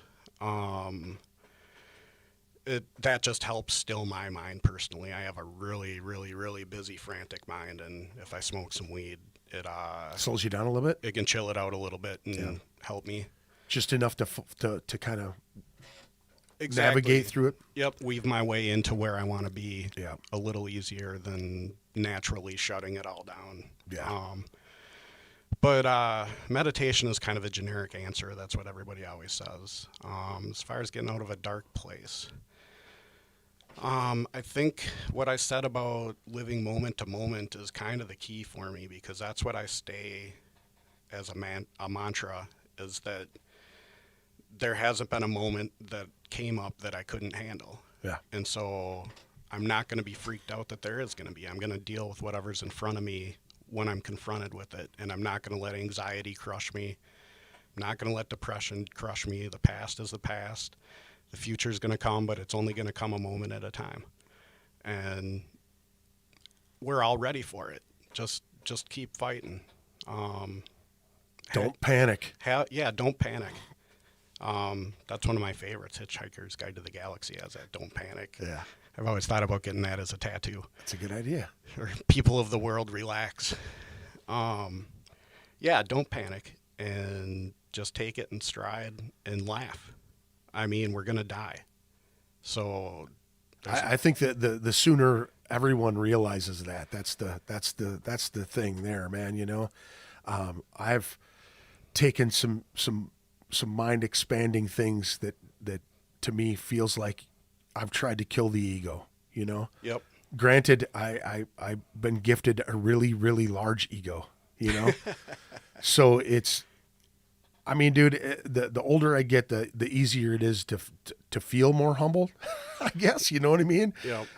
But dude, that shit just killed me, man. You know, jealousy and ego and all the things that you don't want to, like, you know what I mean? That you don't want to consume you, you know, eventually does. And then you just realize, like, you know, man, time is so fleeting. It's because those things are so seductive and deceptive into seeping into you thinking that you want them. Yeah. And that's the hardest thing to beat, is arguing with yourself. Yeah. Your tendency is to say, this is what you want to do. This is going to be good. Yeah. And you got to be like, nope, big picture. Yeah. But, yeah, to take the focus and move it back is so hard when you're in the moment and you're, you know, and God, I've made so many fucking horrible decisions and just the anger of it all, you know what I mean? And seeing other people go through it too. And just, you know, you want to, it's so crazy when you've turned that page in your life, you know what I mean? It is. And you see other people like on the cusp of it, or like just in the fucking heart of it all, you know what I mean? And like, you know that in another year or two, they're going to turn that page and it's not going to matter ever again. You know what I mean? Mm-hmm. I think jealousy really did that with me, you know, like with women and with, you know, like it was always a machismo thing. You know what I mean? Like, yeah, I got this really hot chick right now, but everybody in the room wants to bang this hot chick. You know what I mean? And I'm not thinking that, hey, she's coming home with me. Hey, she's here with me. Hey, she came here with you, dumbass. You know what I mean? Like, I was so untrusting of everyone around me that I was just like, and now it's like, man, you know, you're not going to change it if they decide to leave anyway. No. You know what I mean? No. You just got to be the best you know? Yeah. It's like self-sabotage. Yeah. The control methods don't work. And you know, when being creative and you know, playing in a band, there's a lot of times where you get jealous of people's success. You know what I mean? I know when I was younger, it was really, really bad to where it would drive me. You know, it would be a. It's got to. Yeah. You know, it would be you know, something to push me forward. But at the same time, I would fall into that victim thought of why not me? Why not me? Exactly. And you want to know why not me? Because you didn't work that fucking hard. You are not doing what these guys do every single day and writing all the time. You know what I mean? Yep. That's one of my biggest things that I look back on my music career. Yeah, I had a lot of good songs. I had people write a lot of stuff for me in the beginning. And then when I started writing my own stuff, like I would get an album worth of stuff and I wouldn't continue to write another album's worth of stuff and just keep going. I would sporadically do it here and there, and I would move to the next project, and then I would have all this shit that I had written in between the projects, you know what I mean, to the next album, and then I would get caught into that fucking cycle of not continuing with it, man. Just you know, prodding your brain and like expanding and reading more and fucking, you know, looking at other people's lyrics. And you said this earlier, is like finding a hard time keeping time because you're so focused on the vocals. You know what I mean? Yep. When I started to try to play instruments, it did the exact opposite. So now I don't hear all of the lyrics. If you listen to a kid, or you see a child who finds a song that they like, they will pick that lyric out like nothing. Like you'll never even, how did you know all that? My daughter can recite songs like this. Wow. But if you take the beat and focus on the bass, the guitar, the drums, and like, okay, this does this 4 times, this does this 6 times. Okay, there's the bridge, does that a couple times. Now you're counting it all out. Now I'm not musically taught by anything. I don't know shit other than how it feels. You know what I'm saying? Yep. The feeling is what gets me. Like I can feel it out. How does that feel? Do you want to extend it here? Do you want to shorten it there? It just feels good. This is where it feels good for me. And that's what I was able to do, you know? That's good. So with vocal styles and shit, like there's times where I would listen to an album and I like Acid Bath, the first two, the 2 Acid Bath albums, man, those lyrics are the first band in a long, long time that I had to sit down and read every single one because they were so out there, because they were so crazy as far as like painting these pictures and putting these pieces together and making this song. Just awesome dark poetry. Yeah. In addition to being my favorite singer, Dax is one of my favorite lyricists too. Just wow. Yep. Dude's an interesting one, man. See here, Adam D says, "Great advice. Thank you for being honest and for taking it day by day, moment to moment.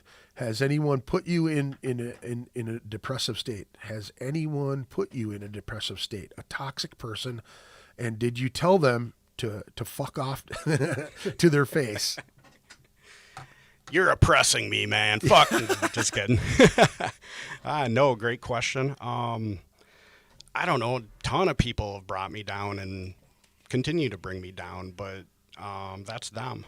And that's what you got to remember is one kind of weird thing that I use to detach from situations if I'm dealing with hard people. I learned this when I worked at Kinko's like 30 years ago before they were part of FedEx. I had the worst boss. And so what I would do is I would pretend that I was in a TV show and that he was a character. Yeah. And I wouldn't take it personally. Yeah. And I would actually laugh my ass off every time he was a dick. Yeah. I'd be like, "Oh man, what's with this dude, man?" Yeah. It's like watching a show and being intrigued by a character. Yeah. You start wondering about his personal life and why is he the way he is. And I got one of those in my life right now. I won't go too far into it, but yeah. Yeah. It's a good technique for it.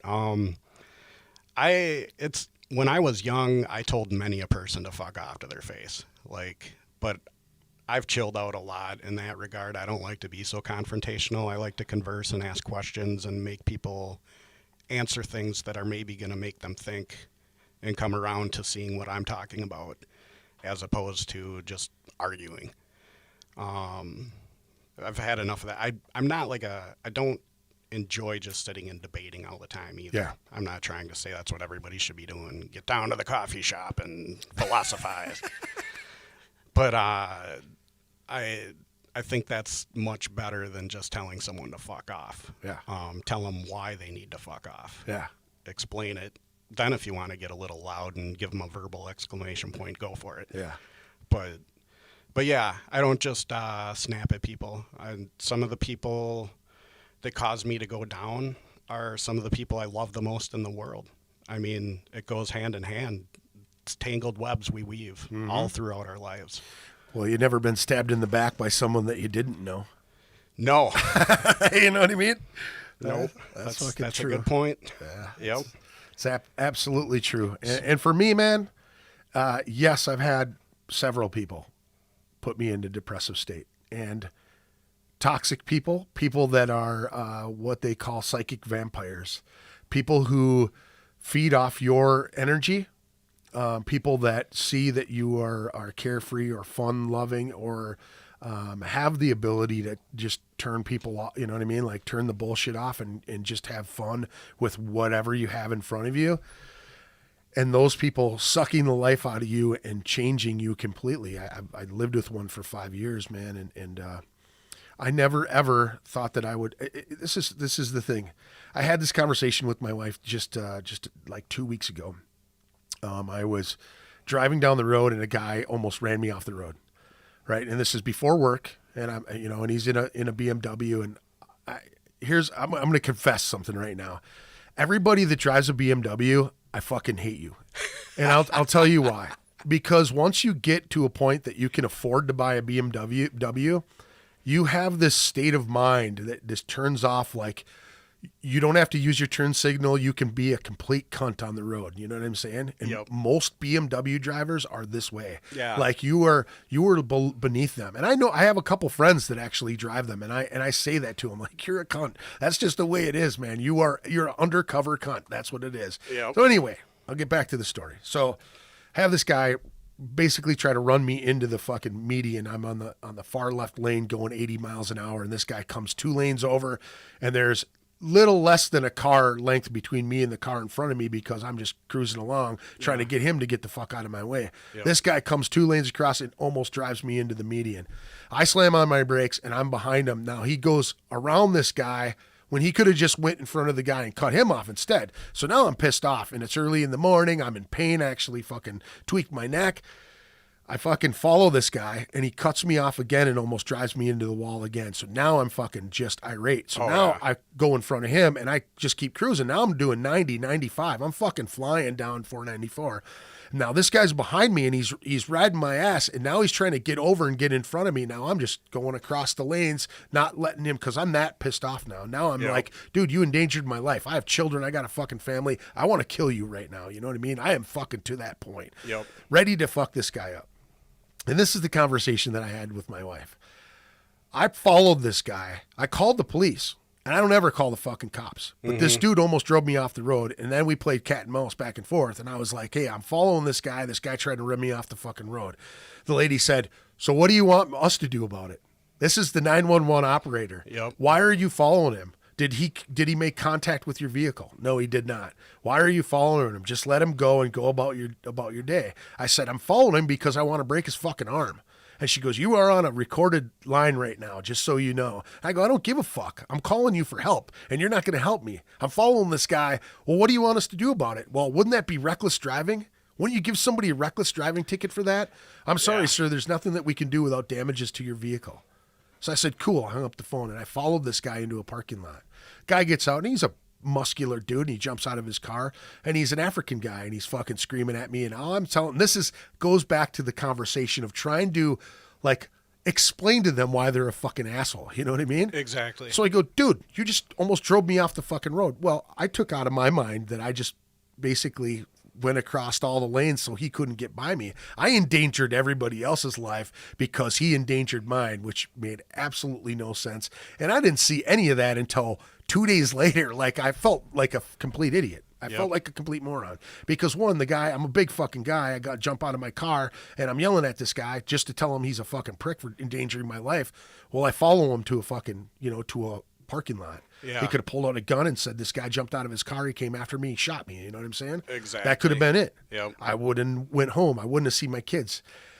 That is the thing that gets me is that I do want to tell people, I do want to let them know that they're fucking morons. But like I told my wife, does it help? If I was able to run up on that guy and punch him in the square in the fucking head, do you think he's going to learn that lesson? Do you think he's really going to learn from what I did? No, not at all. He's not going to, you're just some dude that attacked him. You know what I'm saying? And I didn't learn a fucking lesson. My lesson was, you got to back the fuck off and let shit go and let it go. I'm fucking almost 50, dude, and I was ready to kill that dude. I was fucking angry. I was so mad. 2 days later, I was like, you're a fucking buffoon. You are an absolute goon, dude, And it's few and far between that I get to that point anymore, but dude. Well, it's good when you can learn a lesson like that and you had that realization without anything having happened, Yeah, but Nobody unfortunately I did put myself in that situation that could have been really bad, and with the way things are right now and him being an African American cat, and you got, what appears to be a white male, tattooed white male coming after you. Yeah. You know what I mean? In this environment, in this world right now, man, I wouldn't have blamed him if he would have shot me, to be honest with you. You know what I'm saying? Dude. Because this world is so fucking crazy right now. You know what I mean? If I'm packing and you're road raging on me, you're going down because I don't want a piece of you. Exactly, dude. And I mean, I wouldn't want to run into a cat like me either. You know what I'm saying? I wouldn't. Nope. I would be terrified some big dude comes running after me. Especially I'm sure your face was pretty animated. Yeah, I was pretty pissed off. Yeah. And all I was doing was, telling him, like, what was your fucking point? That's what I kept telling him. Like, what was your fucking point of driving across 2 lanes of traffic to cut me off?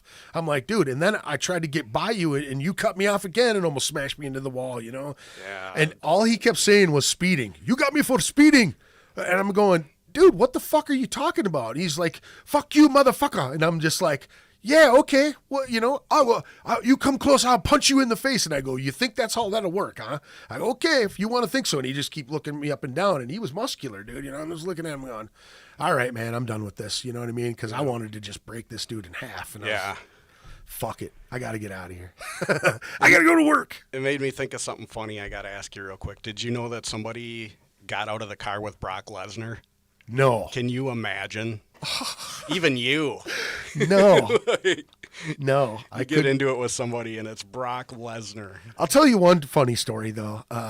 Me and a good buddy of mine were driving into Uptown to go to the Uptown bar a long time ago. And we get to, what is it, right by Mortimer's there. Franklin and Lindale, is it? Right there, right when you come off of 94. By the barbecue shop and stuff, So we're listening to some metal and we're totally headbanging. And these guys, these yuppie dudes, and we're already drinking. We're pretty toasted, you know. Yep. These dudes, yuppie dudes, pull up and they're in an Audi, and the guy rolls down his window and he looks over and he's like, "Fucking dorks!" And he's doing this shit, you know, and he's headbanging. And I was like, "What?" And he's like, "Fucking dorks, bro!" Woo! And he's doing this shit, you know. Yeah. And I got pissed. I jumped out of the car and I was like, "What was that you said?" And he's rolling his window up slowly. Yeah. And I just stuck my hand in between the fucking. He had glasses on. I did the poke, poked him in the fucking eye. And dude drove through a red light because I just fucking, you know, he's rolling his window up there. I just let him have a good whack to the eyeballs. Oh, that's great. Yeah, that's me in the road rage, man. Nice. Give him the 4-eye poke. Yep. So tell me, how did the Semtex project come together? How did that all come together? I know that you've known most of those guys, other than Damien is really the one that you didn't know really all that much before the band, or Didn't know Aaron at all either. Okay. But he joined later on Yep. too. So starting it out, I knew Mike and Dennis from way back. You know, just mainstays of the scene. yeah, I have always wanted to jam with them. There's been pieces of paper where I would jot down people who okay, I want to get something going. Who Yeah. could I talk to? And Mike and Dennis Curran would be on every list. Dennis responded to a post on Nick Warhead's wall that Nick was going to maybe just play bass for a band instead of give up on the one he was working on Yeah. at the moment. Dennis said, "Hey, we need a guitar player." And I was like, "Whoa, here's a chance with Dennis. You need a vocalist?" And said, "Come on down and we'll write some songs." yeah. And so I was down So there. it was just you and Dennis at the time? You was Nick involved in that too? Nope, Nick didn't end up being interested. But me and Dennis and Mike got together a week or two later. You know, they gave me access to a few songs, and Yeah. I picked out one. It was, And they were always writing back then too. I mean, the whole time they were always writing together. They always had cool shit. What was God damn it? What was the band before that they Blood Trust. Blood Trust? That Yep. shit was fucking awesome, dude. Yep.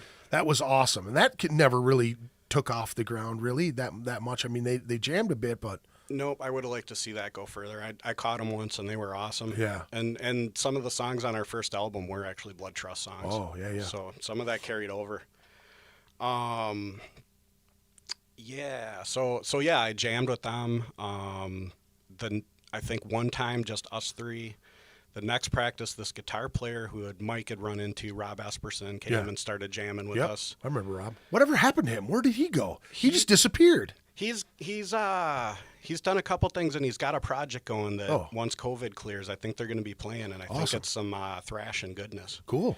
He actually sent me a preview track that I haven't had a chance to check out yet, but he's still going. And Yeah. he's one of my favorite people. And He's a good dude, man. And he's a great guitar player. Yeah. It was a lot of fun being in a band with him. He's the one who brought Damien into the band. The practice after Rob showed up, he was like, "Yeah, I know this dude who just left his band, blah, blah." Yeah. And brings Damien over. Damien works out perfect, you know, great guy. Yeah. Playing the tunes. So it was us five for a little while there. Ended up parting ways with Rob after, 7 or 8 months, I'd say. Played as a 4-piece for half a year, if I had to guess, maybe a little longer. Yeah. And we were at Lee's, one of your shows, and we said, "Hey, we're looking for a second guitar player, you know, if anybody's interested, talk to us, blah, blah." And Aaron was there, Limo. Yeah. And he raised his hand. Unfortunately, I didn't see it because that would have been a great moment to be able to remember. But yeah. You're up. Yep. But yeah, he talked to the other guys after the show, and it ended up working out perfect. And couldn't be a better fifth member of Semtex. Yeah. I mean, Dude, he's a fucking riffmeister, dude. That fits dude's yeah. He's a great guitar player, man. Oh, he works his butt off, and it shows. He is so solid. Yeah. I've always liked that dude's playing, man. And he's a solid dude, really cool guy too, man. So down to earth, man. That's a cat who I swear that like the last 5 years, man, he just shows up at my birthday and always gives me some outlandish. He gave me some spotted dick one year. He gave me a bunch of hot sauce. He gave me some fucking fantastic jerk marinade. Maybe he's telling me something. He's like, "Here, dude, have this fucking jar of jerk. You're not enough of a jerk yet." I've always loved Limo, man. Yeah, very cool. Limo rocks. Hell yeah. So glad he's in the band. And so, yeah, like I said. Dude, he beefing you guys up real good. I mean, Yeah, he because did. Dennis has always done. I mean, Dennis and Damien have always done really well. It's always sounded great. But when you add that extra thickness to the guitars, For I remember sure. seeing he was practicing with you guys, and then he came and you guys played another show, and he played like 2 or 3 songs that night. Yep, that was the first time he played with us was Match Out Suicide, Yeah. Gucci's show. Yep.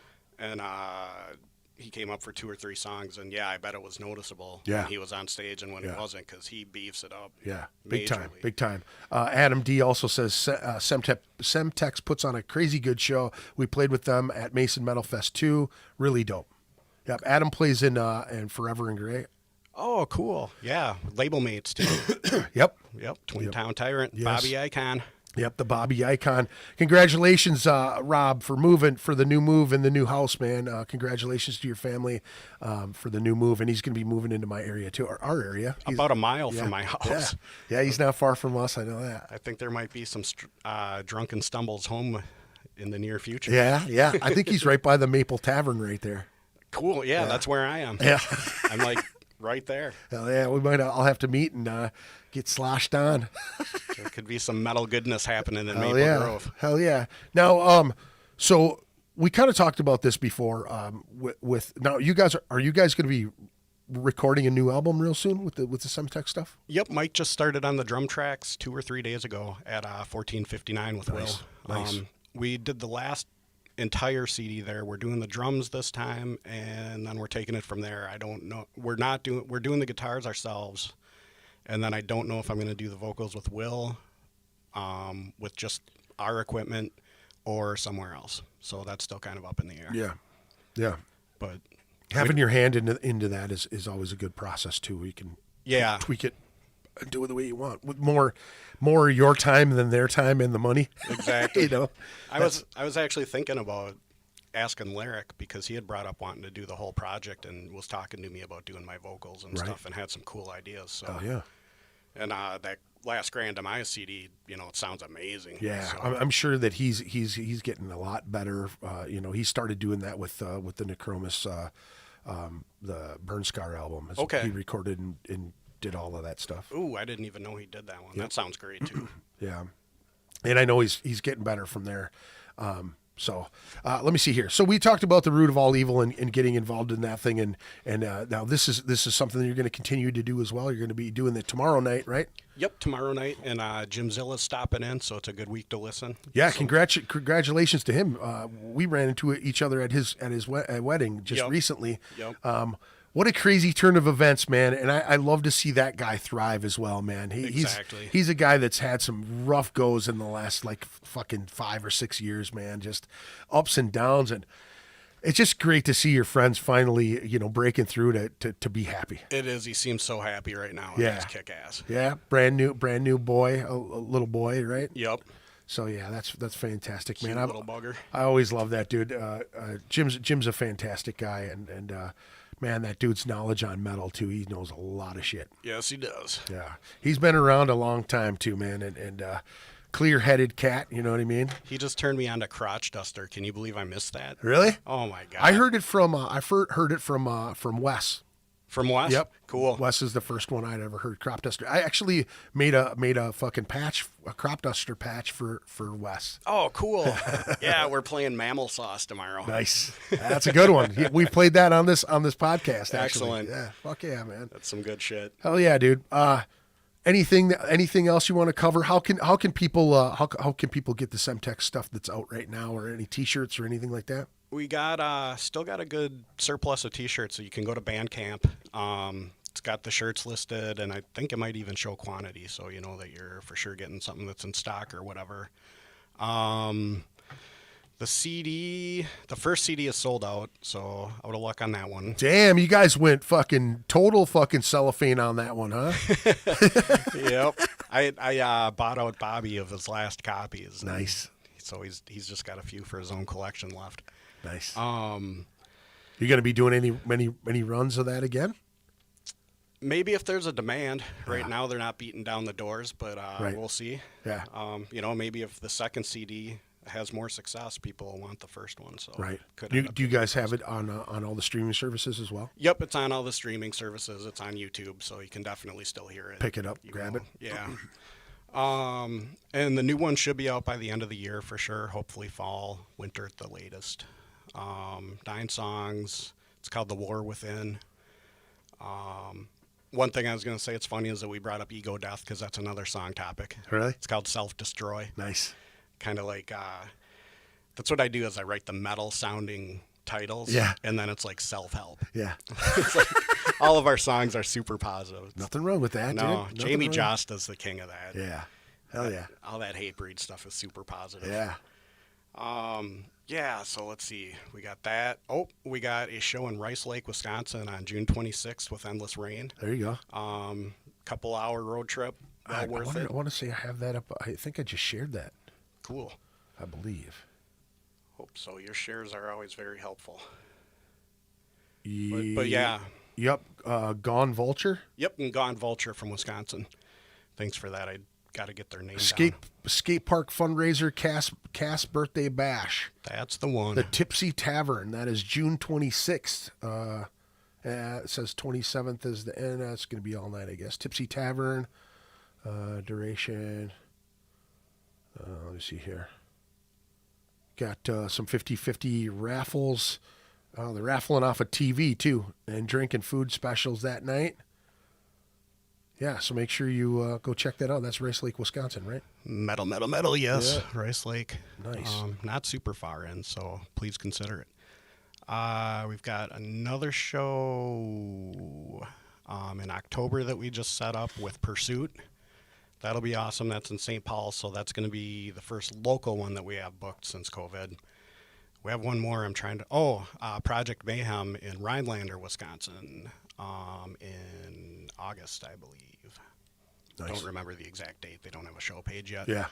But keep your eye out for that. That's an incredibly fun event. Oh, yeah. Badass, dude.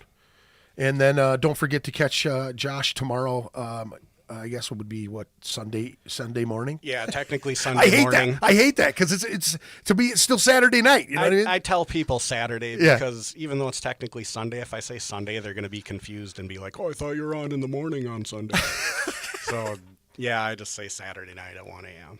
At the Root of All Evil, Fresh Air Radio's KFAI, Root of All Evil. Yep, KFAI.org. Yep. 90.3 in Minneapolis, 107.6 or something. It was 106.7, but they don't even, yeah, that's gone. Don't try that one. It'll sound like the old days when it was just static. Dude, I appreciate you taking the time and coming and doing this with me, man. I appreciate you and the time, man. Everything you do for the scene. Thanks, dude. You're tremendous, and this podcast rules, and it was great to finally be on it. Dude, we're doing it on opposite poles of the whole music scene. Now you got the Root of All Evil, and we've got this one. So Friday and Saturday, it's like the fucking 1-2 punch. That's right. The Superpowers unite. Yeah, for sure. When you guys get the new stuff out, man, let me know. I'd love to play some on here and get things. I'm going to start doing more music thing. We planned on doing some older music style stuff, but with the time constraints and everything, we didn't really lay it out that great. But we got into some really cool stuff. Anyway, we can still do another one, and I think I'm going to do that like the old school style where I'll just be recording it and not doing it live, and just we can play all the fucking music we want, Cool type of shit where we can get more conversation about the old school, because I'm sure there's a ton of stuff. Like you said, it would have just brought up so much stuff. Yeah. Well, I appreciate it, man. Folks, do me a favor. Make sure you check out Semtex. Hit them up on Facebook here. Don't forget to get out to some of their shows. Fantastic guys, great supporters. Make sure you go check out The Root of All Evil every Saturday evening, 1 a.m. to 6 a.m., I believe it is. Yes. And if you would do me a favor as well, Anti-Broadcasting Incorporated Custom Screen Printing, antibroadcasting@gmail.com, 612-836-9488. Again, that's antibroadcasting@gmail.com, 612-836-9488. The guys in Endless Rain actually were looking for some screen printing help. They were trying to get a large design on the front of their T-shirt, and I was like, dude, these are the guys that I work with all the time. They were very thankful of it. They had their new design, and they've got them back in time to play the show coming up here up at Safety Joe Fest. As a matter of fact, I better fucking promote that on here since we're talking about it right now. Yeah, that's going to be fun. June, I believe, let me see here. 12th, I believe. 12th, 11th, 11th, 12th, 13th, something like that, right? I think it's only a one-dayer this year. Oh, yeah? Okay, let me see if I can. 100%, so yank it up. But I'm just going fucking past it. I know I am. What am I doing here? Come on. Where are you? There it is. All right, got it. It says June 11th, 1 p.m. Through June 13th. It's a camping thing it's a free deal at Wasco's Campground, Lake Necronomicon, Wisconsin. 9 bands, $20 for the weekend and camping. They just said it was free. It says free. On this thing, it says free. I think it was there's a typo. 9 bands, $20 for the weekend, camping and music. Saturday, Gutter Skunt, Archaea, Scarred Ink, Defile Sacrament, In Existence, Gore Is All We Know, Pursuit, and Endless Rain to round it all off. Again, that's June 11th through the 13th at Wasco's Campground.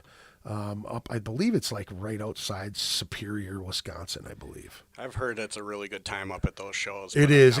Dude, it's complete debauchery. Yeah. It is absolutely insane.